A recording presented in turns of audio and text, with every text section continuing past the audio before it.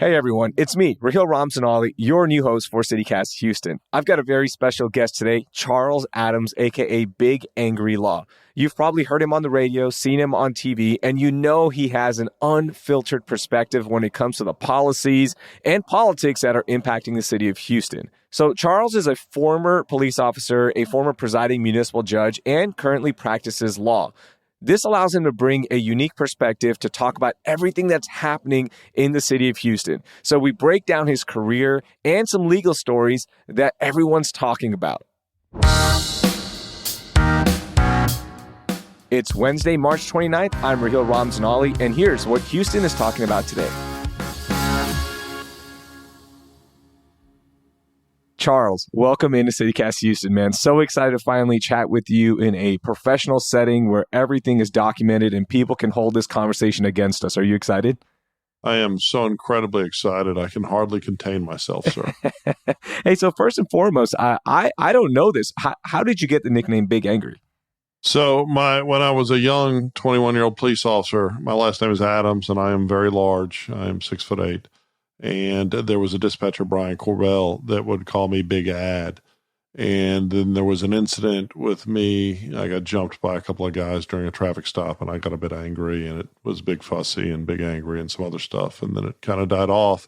And it seemed like a decent marketing idea for Instagram, which really I had no social media until, oddly enough, I was sitting at a football game, not Roughnecks, the Texans, the crappy football team here in town, with Bun B, the rapper, and his wife, and Queenie started making fun of me for not having an Instagram. So I looked to my wife and said, "Hey, can I have an Instagram?" She said, "I don't care what you do, just, do whatever."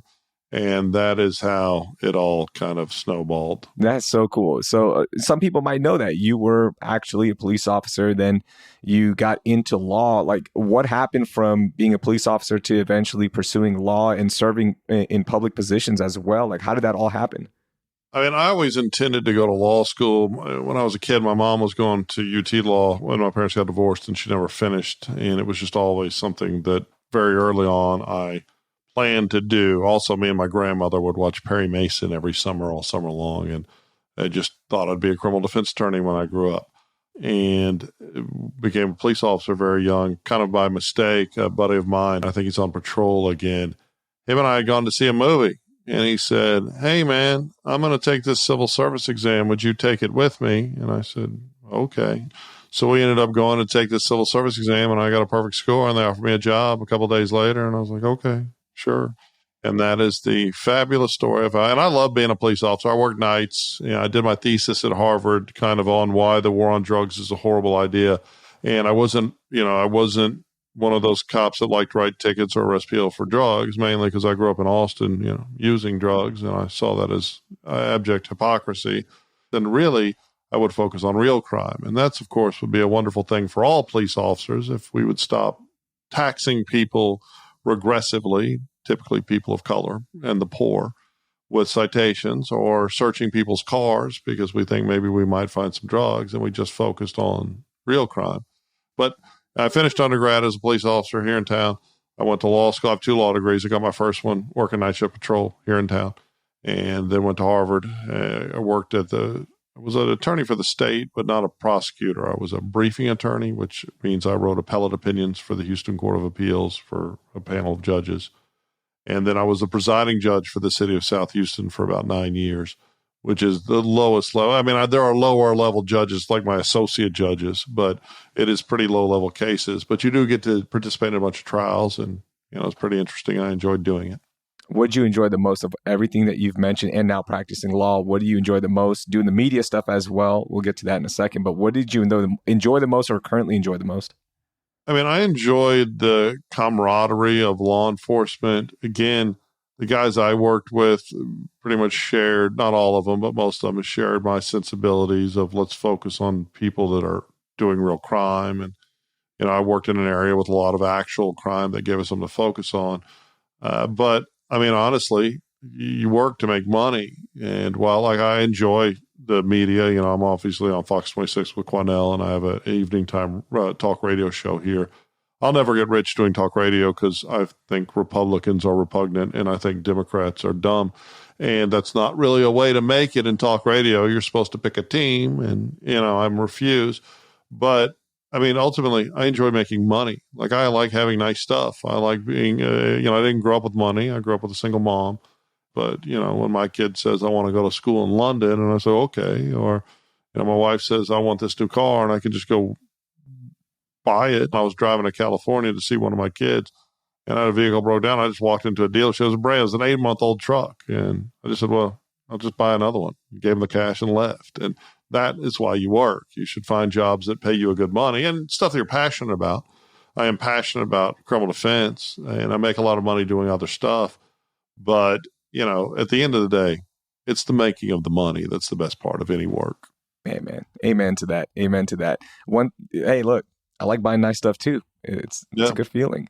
One thing you mentioned, you said the Democrats and Republicans, it seems like they both dislike you, and they, you're very open about your stance. And one of the things I admire about you from following you on social media and learning about you is that you are honest about your opinion. You're not going to hide behind other things that will placate to some people. And it's so refreshing. But at the same time, I know you're your own man. You've got your own businesses and you're not worried about being canceled.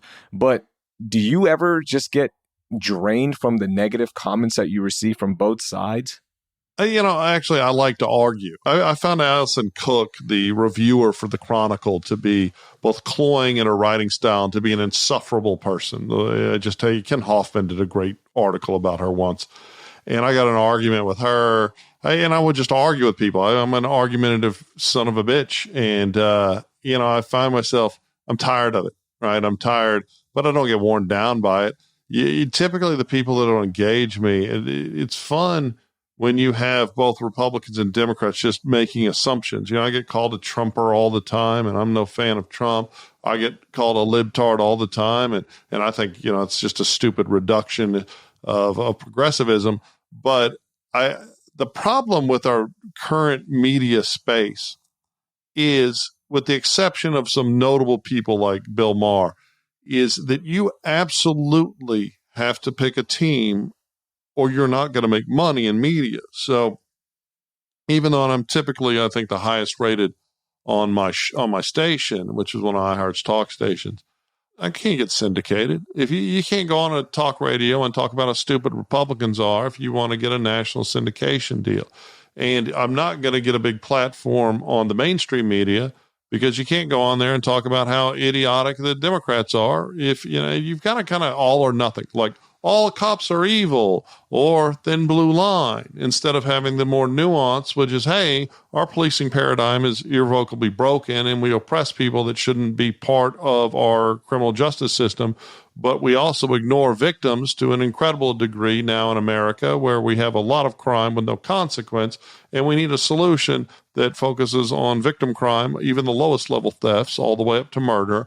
And conversely, if people want to use drugs, let them use drugs. If people aren't harming you, leave them the hell alone. And this whole thing's broken. But no one's incentivized to be honest about it, because if you're honest about it and you don't pick a team, you're not going to make money. Fortunately, I make money elsewhere, so I don't care. And I don't care about being canceled. And that is a serious consequence right now. I almost had a Judge Judy show. Like, I was way downstream with NBC Universal, and I had an agent who was Charlamagne the God's agent.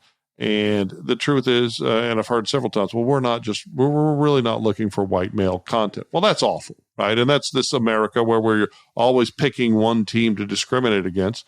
And you just have to accept, right? You're just going to live your life how you can, do what you can. And if you win, you win. If you lose, you lose. The question is, how much money do you need? But of course, as Joe Biden is driving the economy into a ditch, we're all going to be broke soon anyway. So, based on the true story that shocked the world. Critics are calling A Spy Among Friends on MGM Plus a thrilling new Cold War drama. Treason. That's what I'm accusing you of. With spellbinding performances. I am not a traitor! Starring Emmy Award winners Damian Lewis and Guy Pearce. You're trying to get me killed.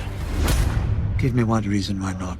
Are you lonesome? A Spy Among Friends. Watch now, only on MGM Plus.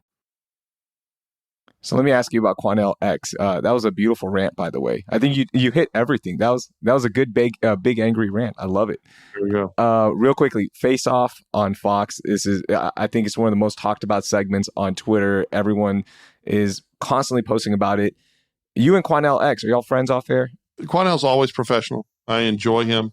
People don't realize we were pretty much the most popular segment. I'd started a couple of years back after Matt Patrick passed away, and they cycled through people, and they ended up with me. And all of a sudden, we went to 5 nights a week. It was great. And then Martin Luther King Day, I think 2019, the producer was off because of MLK Day.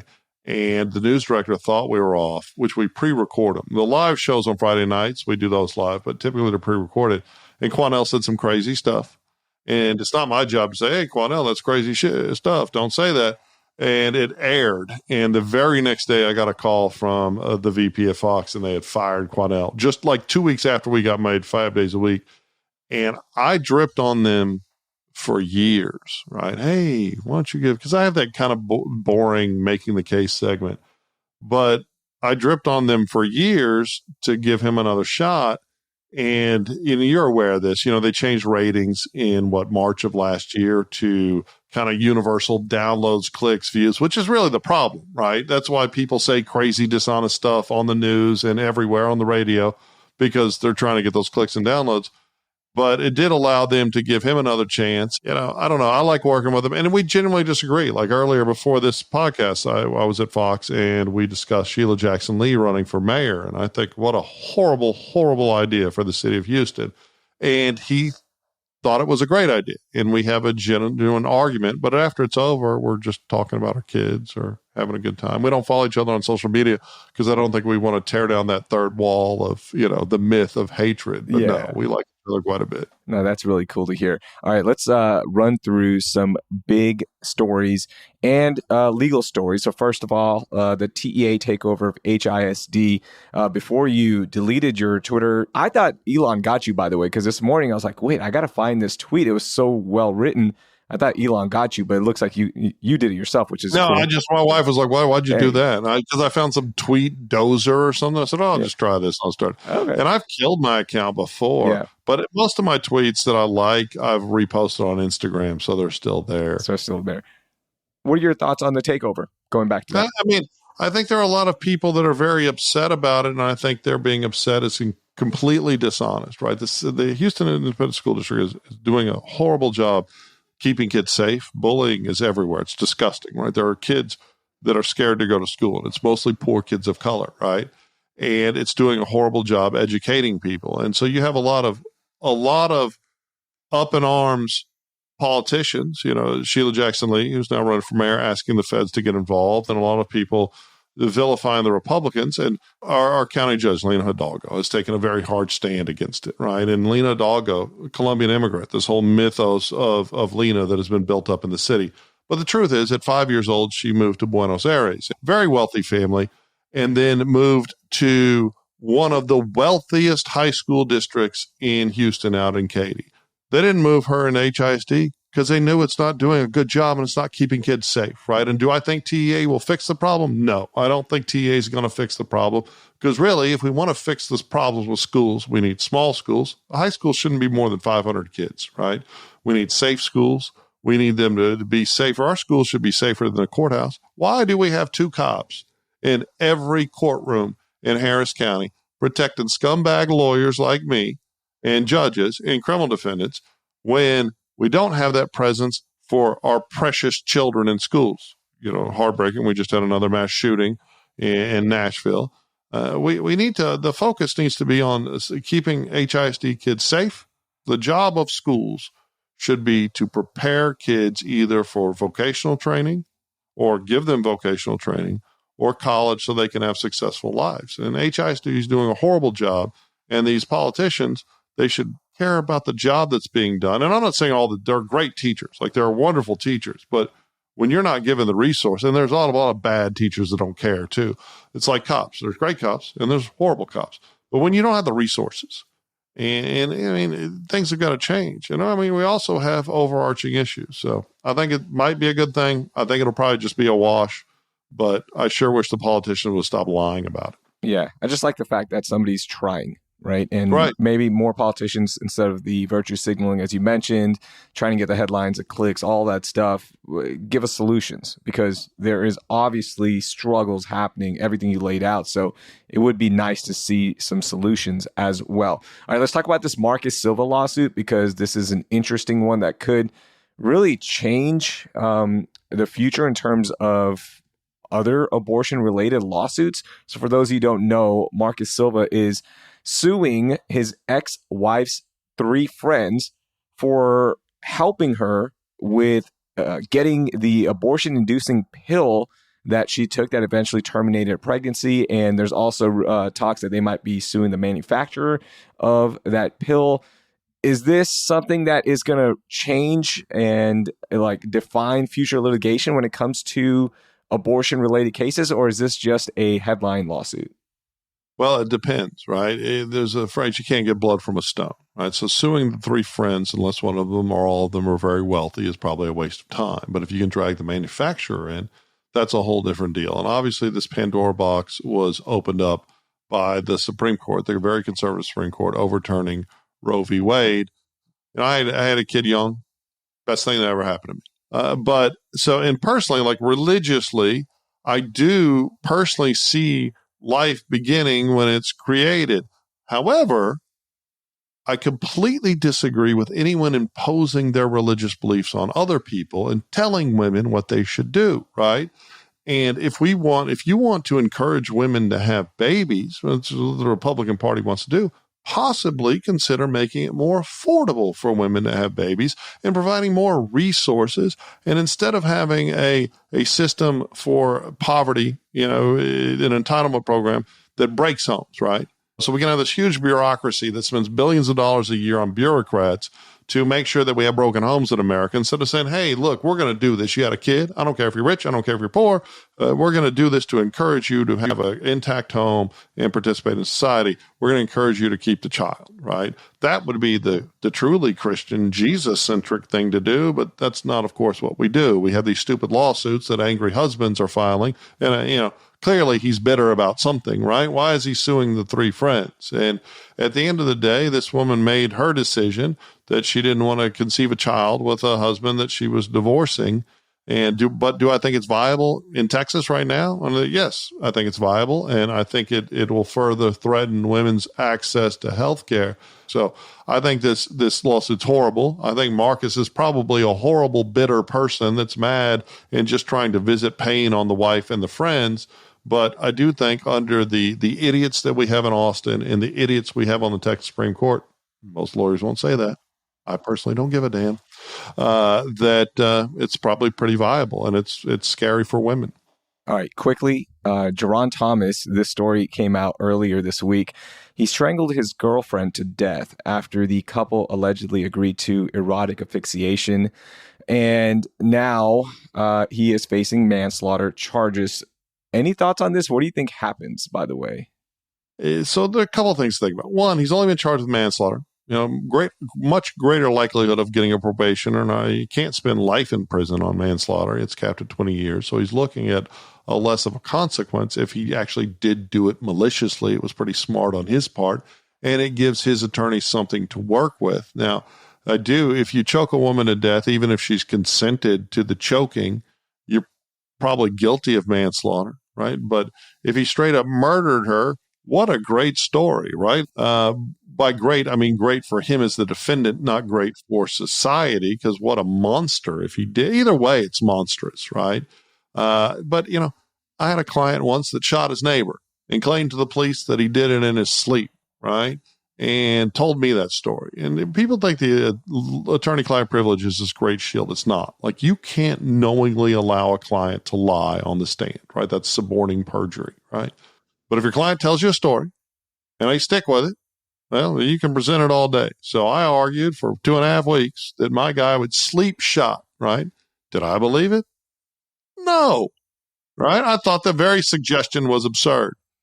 But I argued it for 2.5 weeks. Did I get a not guilty? Yes, right?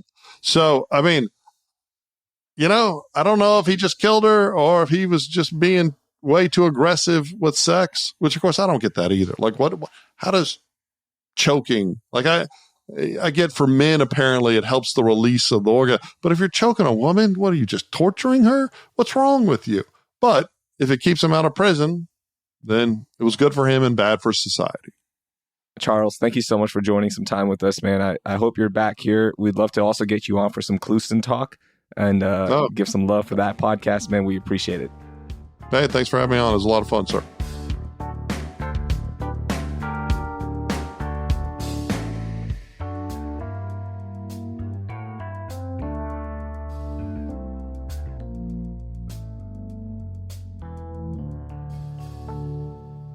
That was Charles Adams. You can watch him on Fox 26, listen to his radio show on KPRC 950, or follow him on Instagram at Big Angry Law if he hasn't deleted it by now. Okay, before we go, illegal street racing has been crazy here in the city of Houston, and cops have been asking street racers to go to legal racing tracks instead of putting people at danger by racing on highways and crowded freeways. So I was reading how HPD is now leading by example. They're joining Randy Seals on the track. Now, who's Randy? Well, Randy's a guy who was arrested for illegal street racing, and then when he got out, he invited HPD officers to join him on the track. That is really cool. And guess what? The HPD officers accepted the challenge. They even decked out their cars to fit in with all the other racers. Now, if I was Randy, I would probably let the HPD officers win every single race.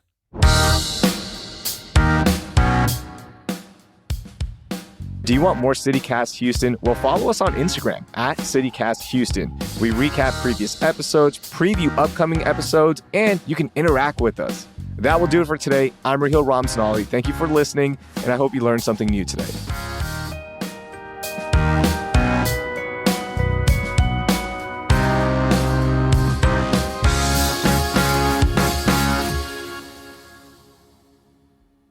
Charles, you coming to the Roughnecks game this weekend? It's a Sunday 2 p.m. start. They moved it from Saturday. I'm like, oh, there goes my Sunday. Sunday's a pretty nice game for football, though. Yeah.